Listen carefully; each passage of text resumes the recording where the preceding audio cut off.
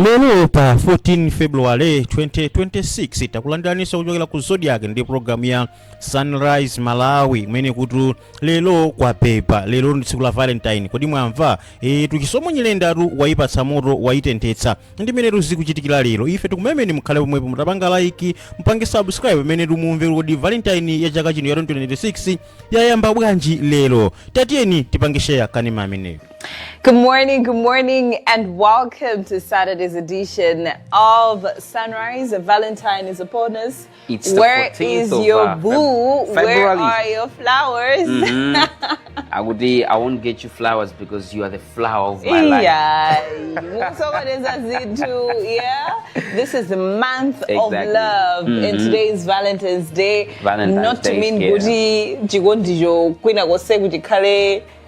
In my deficit, but every day is Valentine. That's why some of us we won't take it, as high as the other gender would want us to take it, because every day is Valentine. Mablani ndorani lelo loweruka lelo sitikupita kunchita anthu ambiri sizopita kumunda lero kusowa munthu wabambo kusowa mamawa kuzabwera madzulo anthu atagona ndithu leloli at least taonetsanko ndi chikondi zimafunikira tu timauta bwino kuwatengerako kumalo abwino adonawo komanso ndikuti adonawo kuwatengerako bambo malo abwino chifukwa kodi Valentine chifukwa chani chiso nthawi zambiri zimangoneka ngati ndazimayi kapena atsikana amene they're too excited about the day and they're waiting to receive. They're on the receiving end. It goes to how male chauvinistic the society is because already you're dubbed as the providers, That is why a lot is expected from you guys when it comes to at least that's how I look at it. Are you not going to change the narrative? Are you not going to change the narrative? It's not a crime because women, not every couple. Your mama bezega zoti does bamboka. Trust me, there are other men who now also they're on the receiving end. Their wives, their girlfriends, their fiancés are also doing something about it. Which one of the two are you? Television. Yeah, I'm like you want to embarrass me on national television, but also while Lero Saturday we bring you the Sunrise All-Star. We bring you all the major stories and updates that aired during the week, just in case you missed something, so you can be up to speed. And we have a lot in store for you guys. All you have to do is be with us. We start with the switch tags and mabimpelo tsiku sinirayambe ini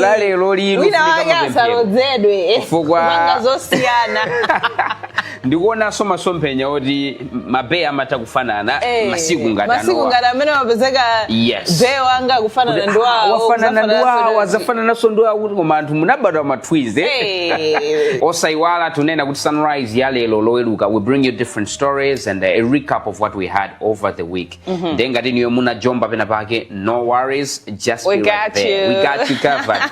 Let's now jump into our society updates and analysis. Yes.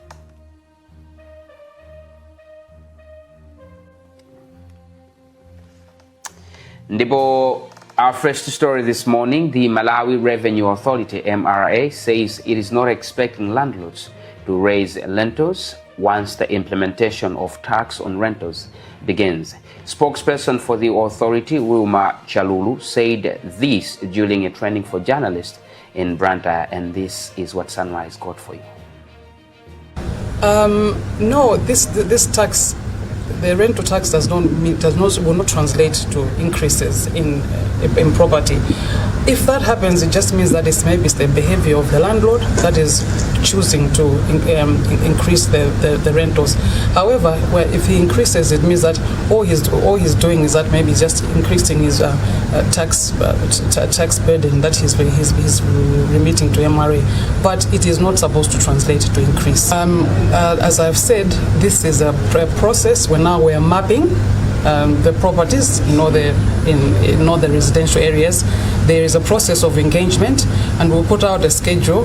What we're going to start with Blantyre, Lilongwe, and Zuzu, and we're going to start with the low density areas just to identify the property and the property owners. We are going to start before the end of February. Already there's some work that is on the ground. We have recruited those data collectors, and that will start very soon. Yes, it's indeed there is a lot of misinformation out there. Sometimes if you don't have enough information, there's a tendency to scare. But what we can say is that currently there's the electronic fiscal devices system, and that was introduced around 2014. So as you know, the world is moving on, technology has moved on, and we would like to make taxpayers' compliance easier. So there's this new system called the electronic invoicing system. It's just merely a system that is technologically more advanced. It is able to, for example, in terms of compliance, the gadgets are even much lower than the EFTs were. In terms of the system, it's a system that you can be accessed online and in real time. And this is what the world is going to now. It's a system that they can be interfaced in real time anywhere that you are, without the need for maybe the much more expensive EFTs that. It's always important for my institutions because they are the first line of so ngada kumvesesa zinthu zimene mwina malamulo ena ndiyena kapena mene zinthu ngati ma tax implementation ena ndiyena kuyendera, it would be easier kuti so kwafalitsa utenga ujasafalitse zinthu zabodza kapena mina zokuti sizili sali sure so now kuti izikuenda bwanji. So yes, and I know kuti pakamachitika zinthu ngati zimenezi, it's a new thing. Pamakhala so many things that are being, a lot of questions, a lot of misunderstandings, a lot of confusion, so many things being said. Zimafunika ndithu clarity yabwinobwino, and I love the idea yoti MRA yachita kufotokoza bwinobwino because kungomva nsonko, amen. I mean, who likes Nsonko? Nobody likes it. So it's good with my issues and many hour clarity has to be given. And so asadengere bomwe kubanga kuphwanya malamulo kwazunza nzawo kwamendipo malando ndizima kunyadirani ino ndatholemekezeka ino. So utenga mumvetsetse kuti tiende bwino nditu sogolomu. All right, kushoka kunkhani ya misonko MRA tione kuti avitalize Malawi msabata yapitayi komanso anthawi farms limodzi ndi Dada's Chase Academy anakhala pansi ndikupita kukadzala mitengo pa sukulu ya primary ya Nzobwe ku mzinda umene wa Lilongwe. Nde pambali podzala mitengo ophunzira pa sukulu iyi anachita nsomwayi ophunzira amene angasewerere masewero a chess. Tentione mene zinalili kumeneko. Naganiza zimene zifachonena kuti timanena nthawi zonse kuti chess simasewera wambayi komano ndi masewera amene eli ngati chida chothandizira mu zochita zambirimbiri komanso kumene akayendetsedwenso ka dziko lino. Ndeti kumaona kuti timaona kuti panopa dziko lakangalika pa ntchito yobwenzeretsa chilengedwe. Ndeti naona ngati ku sukulu kunoko kumene kulibiretu masewera a chess tinaona ngati tibwere tizayambitse klabu ya chess. Koma poyambitsa klabu ya chess iyo tinabweretsanso mitengo kunena kuti tidzale mitengo taphunzitsana wabwino wa mitengo komanso mitengo ikamakula ndiye kuti so chess klabu ikutani ikukula. Ndiye tinaona kuti tibwere tizakambe za chess tizabatsa kuma chessboard taphunzitse kuti chess ni masewera otani amathandiza chani komanso tauze ubwino wa mitengo maso kwa abatsa mitengo kuti akhala kudzala masukulu pano pa Nzobwe. Monga mukudziwa kunena kuti ineyo ndimapanga kwambiri target ana achichepere makamaka panopa ndikumayenda kwambiri masukulu amene ali kunja kwa ntawuni. Cholinga chake nchonena kuti masewera awa ngati tikufuna kuti kutsogolo kuno ana ambiri adziwe adzifika akamafika ku university kuja kuganiza bwino tikuyeneka tiyambire pansi. Nchifukwa chake tikumabwera masukulu ngati ma primary kwayambitsa club ya chess kuti ana aja amakhala kuti ali pa ndondo ali pa chidwi chonena kuti aphunzire zambiri. Ndiye tikuona kuti ndi nkhani yabwino yonena kuti tizitengali ana anawa kuchokera ku primary ku primary kuja tizathandizira masewero a chess azathandiza kuganiza bwino pa maphunziro awo komanso kunena kuti nkhani ngati izi zachitete za kusamalira kwa mitengo komanso kusamalira chilengedwe azitha kuzilingalira akamakula ndekuti kukula kwawo adzakhala kuti ali ndi nzeru zoyendetsera komanso zothandizira nawo pa chitukuko cha dziko lino. Ife Vitalite ndamene tagwira ntchito limodzi ndi adadas komanso anthawi farms kuti mwambo umene uchitike. So kwambiri mwambo umenewo ife ndamene tinali amene tinapereka ndalama kuti chilichonse chitheke, ndipo ubwino wake wa program ngati imeneyi tinapanga chifukwa kuti tikudziwa kuti ndizothandiza kwambiri kuti mwana wa skulu adziwe masewero osiyanasiyana ngati imene alili awa chess. Masewero ngati a chess amathandizira kuti ana skulu aziganizira bwino kwambiri, ndipo zimene zitowathandiziranso ngakhale mkalasi. And tikudziwanso kuti pakadere panopa anthu akhala ali kalikiliki kuduladula mitengo kupangira makala, ndefenso tunaona kuti ndi chinthu cha mtengo wapatali kuti tigwire ntchito limodzi ndi anthawi farms komanso adadas kuti tibwere tidzadzale mitengo kuno, komanso ndi kuti mitengo imathandiza munjira zosiyanasiyana monga kubwezeretsa nthaka komanso kubwezeretsa nthunzi komanso tabwezeretsa pali mitengo imene ili ya zipatso imene ikakula izi apasanso zipatso ana omwewa amene ali pa skulu pano kwa Nzobwe. Ndi ife tinawosangala kwambiri adadas atatipempha kuti tingapange limodzi pamene tinabwera ndithu nkupanga zoti tipange mambo limodzi. Tito maganiza boposa mene maganiza bwaya ndipo tito udzaso mene tingaserere chess komanso masamwena tito atose kuti udzawo mitengo kuthandiza ifo chilengedwe chikonongedwa munjira yocha makala ndizopanga zinthu zina panopa ndoti tito khala ndi mitengo yambiri mix ito lipanganso great oxygen. Mitengo imene ndoti tisamalira ngati kuyitetezera ku mapesi ngati mbuzi ng'ombe chani komanso tichaso kuma tilefereleza and chess nimafuna ndikakhala ngati madam achamene zoti ine panopa ndine president wa maiko onse tena ndiye mafunso nanenso nkakhalekuso.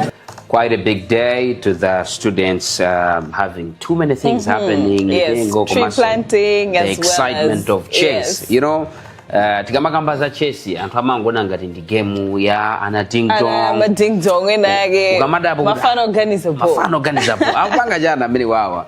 But it's good kuti Dada's Chess Academy, so they're bringing this sport kwa ana ngata many wawa. Yes. And I think recently Taunanditu it's booming in Malawi. It is booming. It is a minority sport, but at the end of the day we've seen the effort that is going in there. We've seen a lot of people also going outside, including Anna to represent the country. Exactly. And they're doing well. And we love to see it. Tikandi tuona Tawinagi ma grandmaster kujogera kunoku will not be really shocked. We wouldn't be, because from the grassroots tikutipula. Komanso issue yotsala mitengo imene, that's the main thing. Amati nthawi yabwino yotsala mitengo linali dzulo kapena lero. Yes, not tomorrow. Not tomorrow. Mawa silimata. You can do it today. And we're still in the season. Yotsala mitengo, we can go to city council ndokatenga mitengo. It's free. It's part of the things imene tikachita we'll be proud of, because mtengo meneo ana anumwina ndameneso nthawi nakakodza pindulamo. So this is the time. Let's make sure we make our Malawi green kuti madzena amene akumavutawa sikuti ndi chani yayi. Yes. Tadula mitengo. Of course. So let's make sure kuti tiongole pamene ife otalakwitsa. Kupitirira ndi Sunrise tipite ku big question. Big question yathu Ruth Chavula anacheza ndi anthu osiyanasiyana nkuwafunsa kuti kodi nkoyenera kuti namfedwa adzipereka chakudya nthawi imene kwachitika zovuta. Chifukwa pamakhala ndithu kuganiza kukamba kuti yayi zovuta zikamabwera munthu yo waferedwa ndikale. Waferedwa kale. Ndi anthu so mukuchoka makwanu kuti mukadye. Ruth Chavula anali ndithu ndi anthu osiyanasiyana kuwafunsa kuti amve maganizo awo pa nkhani imeneyi. Tatiye titsatire. Wina waferedwa. Ine ndimakhala 2 gates away from anamfedwa. Then ndichite kuwauza pa khomo Kuti lero sidi kuphika. Musandi werengere lero. Ndikupita kumaliro. Ndikupita kumaliro. Ndikaje kumene. Is it making sense to you? Like honestly, I don't know who even came up with these things. Uta mafumu maliro ayimitsakai 40 sanaje. Ati kunabwera nkhuku zosakwanira. Oh. Ati ndiwo zinani. Are we being for real? Like honestly, I feel like this is a time that wafeledwa. If anything, we are the ones to bring food. Exactly. To them. You know, osati kubira umeko kondena nachita kuti sindi kuchoka pano sindi naje. Sindi kuchoka pano kukuya pali nyemba koma abale mu mafuna mulire nzatu ndizinthu zokuti zikagwa nobody plans for this. Yes. Wafeledwa munthu zamubira. I only think mwina ajibale because maliro akachitika especially those that have traveled. Yes, ajibale kokaronga mulongwe. Ikuchitika studio musimu kwanu ino kuntunda kukoma mpaka sindi kuchoka pano. I think let's not stress them. Umaka kuti nde kuti kuyangana za coffee ni ukutele. So maganizo siyana ndithu amene so anthu anapereka. Inunso maganizo anu ndotani. I think my issues ngata amene akambika chonchi kusimpa kana kuti pabweya some revolution. Of course. Wanobona kuti pakukhandi tu kusimpa. Yeah, these are the things that I think there's certain things that we need to give back to the community, and exactly. I believe this is one of the things that we can do better as a country. As a country. Kumaliro sikopita kukaja. All right,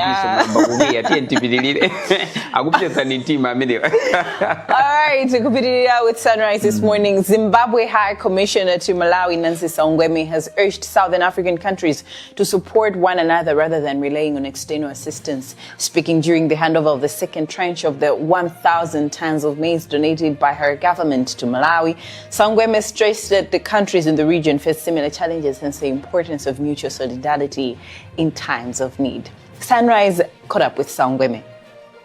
This is the second consignment because we also calculated and realized if we bring so much, it will take you for a while to distribute to the people. 370 tons of maize, that's all. Another 300 is coming. Tons of maize with other items. You know, Malawi and Zimbabwe, we are one. We are one. We've got a lot of Malawians in Zimbabwe, and we've got a lot of Zimbabweans also here in Malawi, or Zimbabweans who are now Malawians. So at the end of the day, if you're a family, as a neighbor, we thought we should also just share the little what we've got, we share with our neighbor. So that's the humanitarian we are talking about. When you cry, when you hate, we also hate. And when we also had this problem some time ago in Idai, Malawi also participated in bringing in some things for Zimbabwe, some aid for Zimbabwe. So, the neighborliness is the first thing we think of, that we can actually help each other. We don't have to wait for so many people from outside. Let's do it and see how far we go. And receiving the aid, Chief Secretary to the government of Malawi, Justin Saidi, said government has received substantial support from the diplomatic missions, NGOs and corporate donors, assuring that the projected maize deficit of about 200,000 metric tons will be covered by March this year.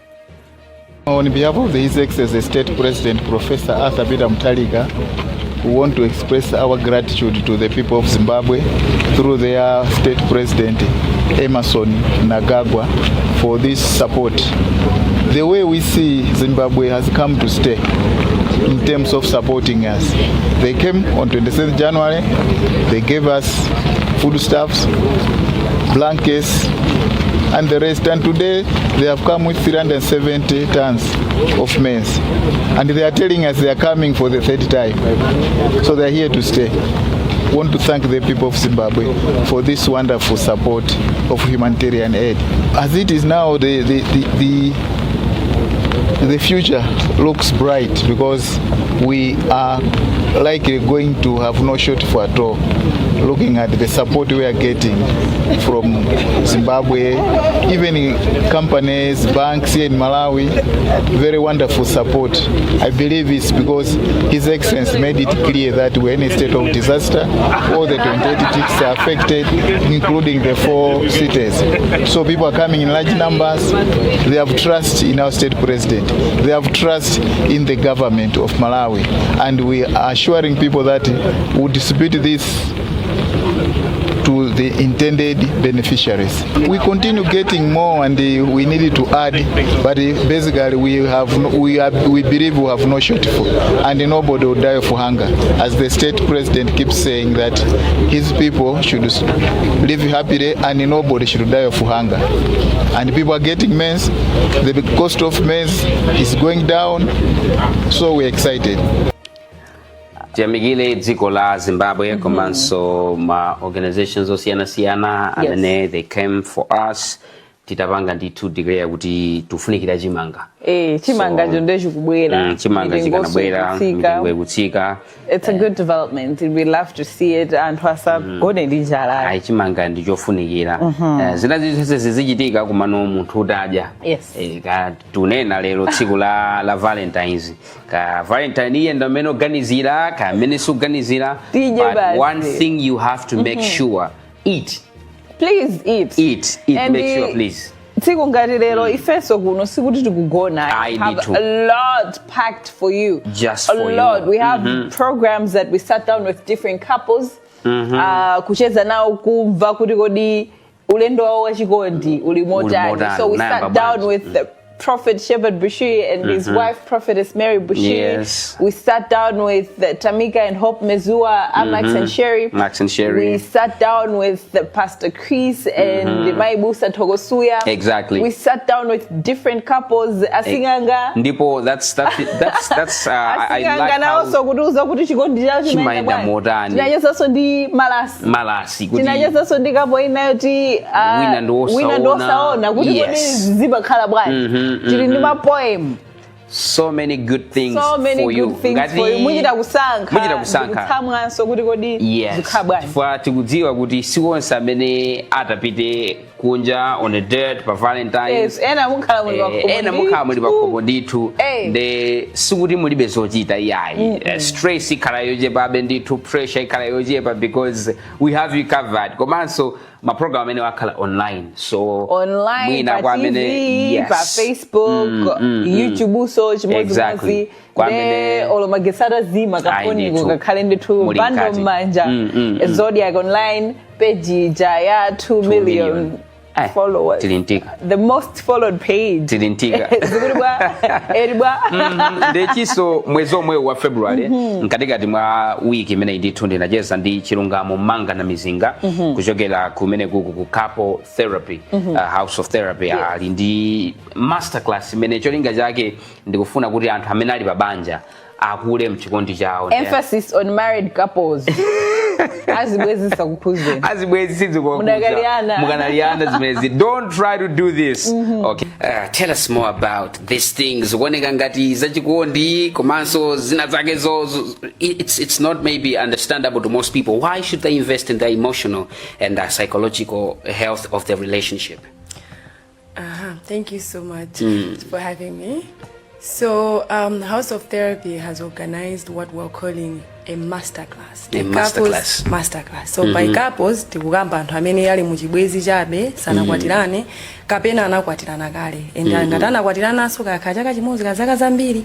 Now, iyi ndi class imene tikuyitana anthu amene ali muchikondi, amene akufuna kuti azaphunzire kodi anga chilimbise bwanji, like how can they strengthen their relationship with their love for each other. But apart from that, we also know that we are dealing with couples that may be having certain challenges.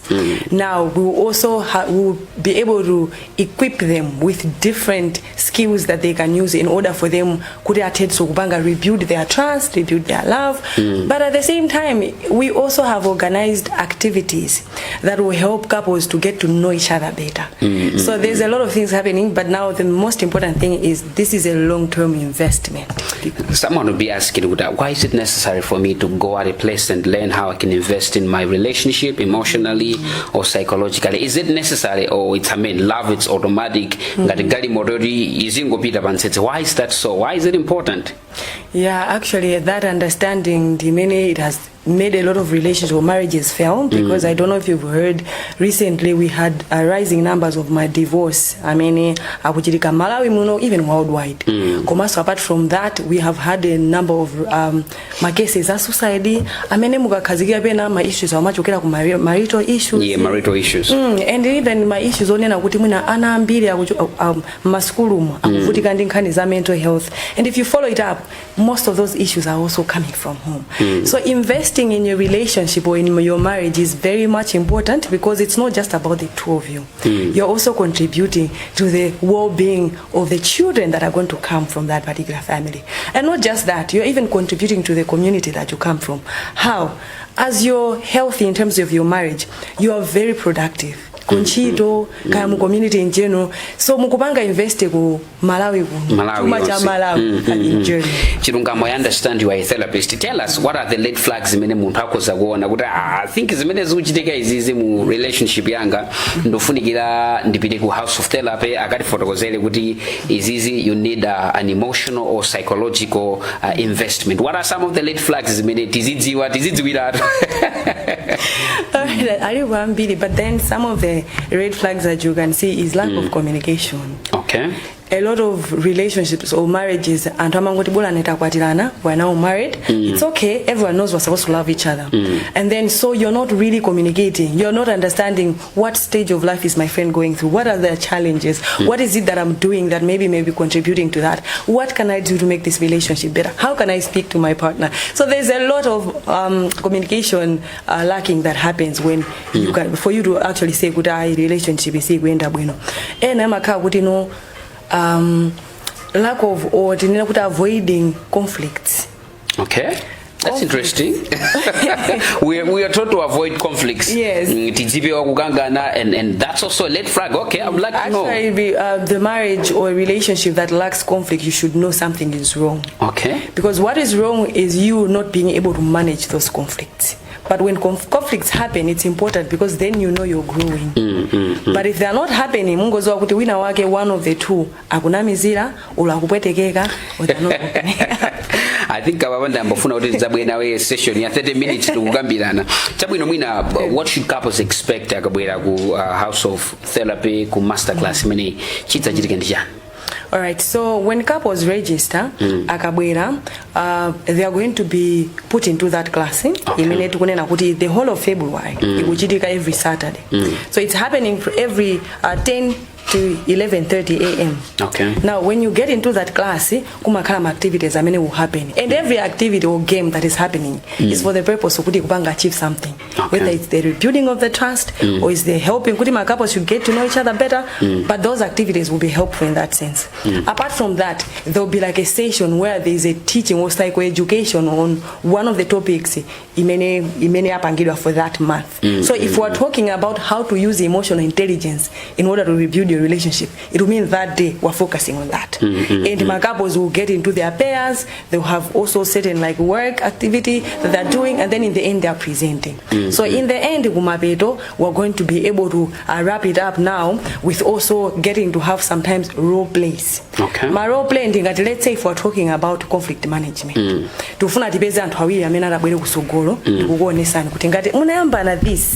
this is how best you can handle it, so that both of you should come out stronger and not destroyed.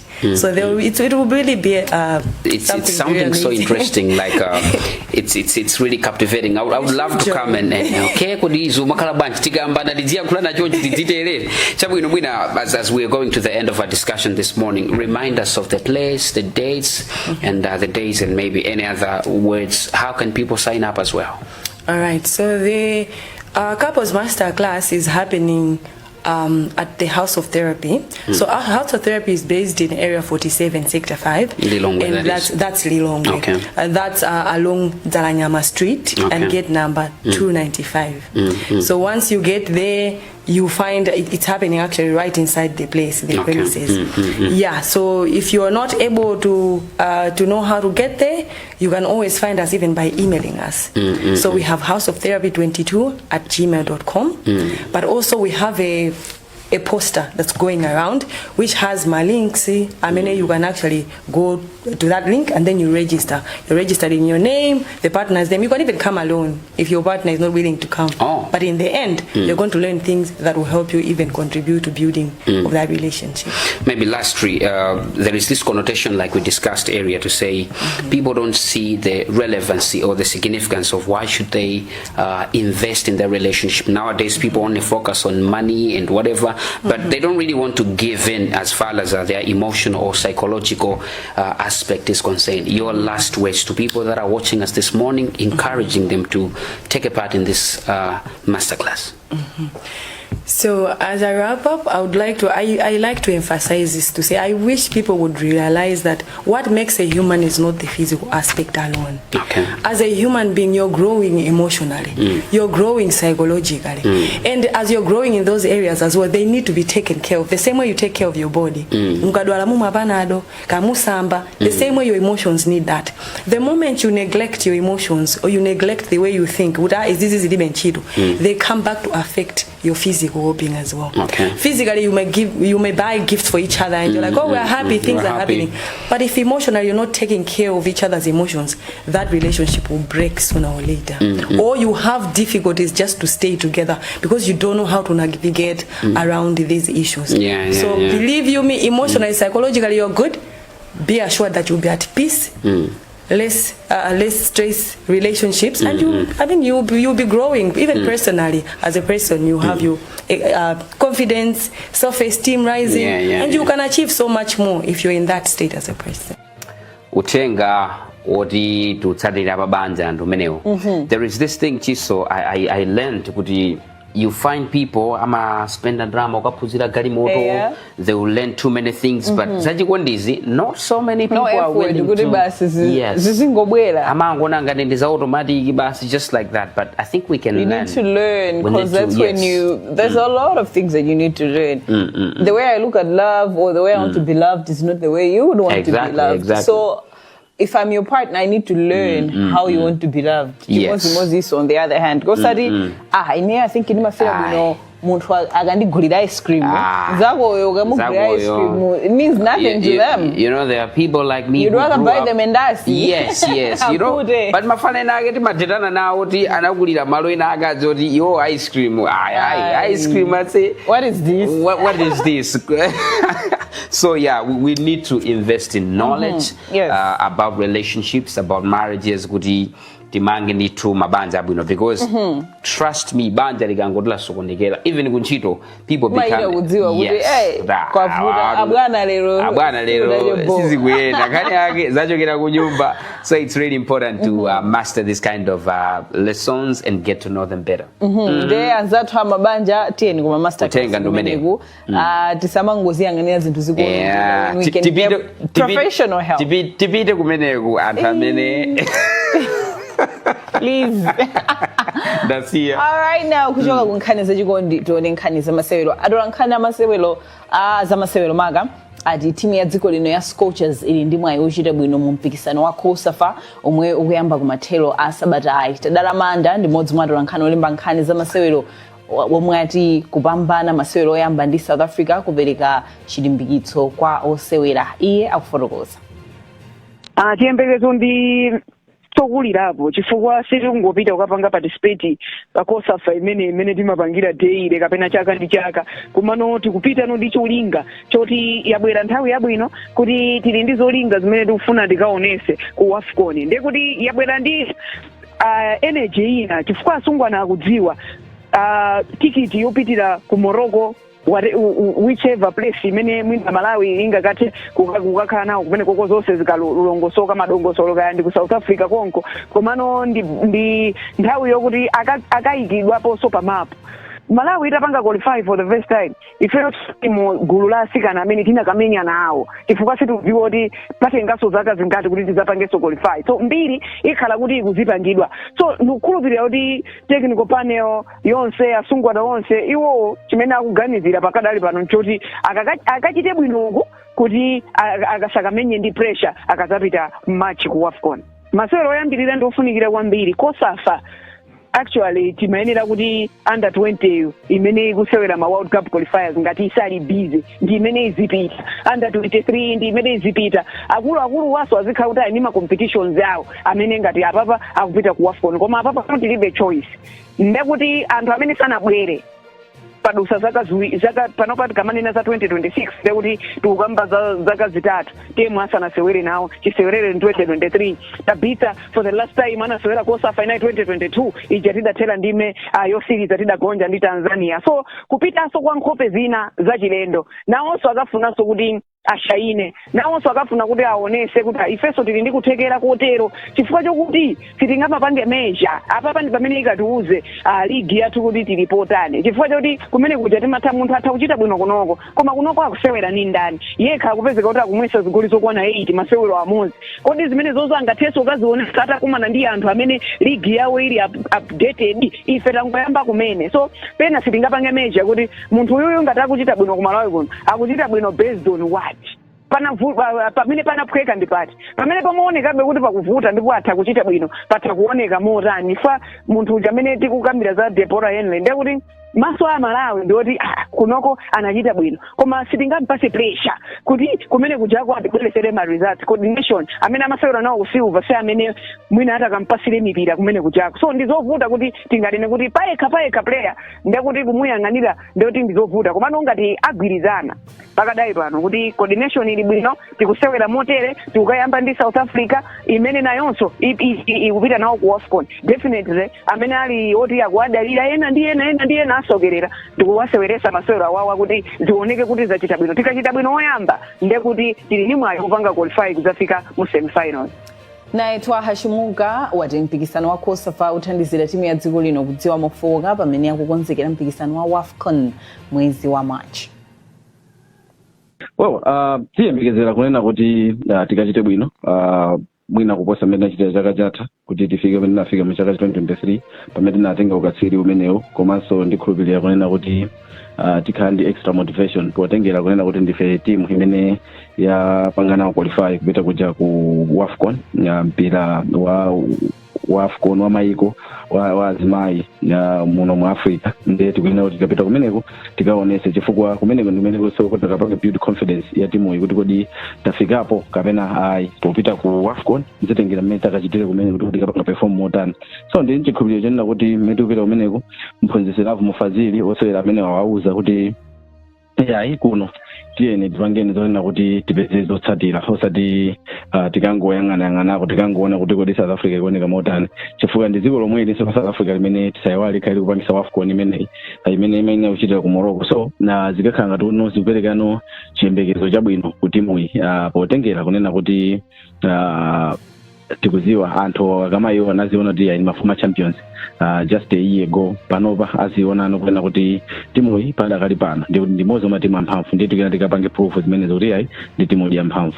Utakhala muyeso potengera kunena kuti tikufuna kupanga achieve chani komanso tikufuna kuti tikhale ndi osewera otani tithakunena ndi muyeso chifukwa chonena kuti pena simungapange build team kumangodalira mwina temu anditabisa what if iwo atapanga retire lero mwina sitikufuna zitero mwina tiwekeze kuti kuli ma injuries amene can force them kuti asasewe nawo kumpikisana tingatani. So pa situation ngati imene ndiye kuti kuyenera kugwiritsa ntchito masewera amene ngati muyeso ufuna kuona kuti kodi in an event yoti awa watilibe ife titakhala timu yotani komanso munjira inena kuti tiyerekeze kuti apita kumasewero kuja chinakeza chitika wala ndi red card and next we have a crucial game titakutani zimeneno tikuyenera kukachita ndiye kuti awa atakhala masewero okwanira oyenerera komanso ndi platform yabwino padakali pano kunena kuti tiziyese eno ife tizifunse eno kunena kuti kodi mphamvu zathu ngati dziko kumpirako ndizotani minus atikana awiri amenewa. China chomenenso tikuyenera kuyang'ana ndionena kuti kodi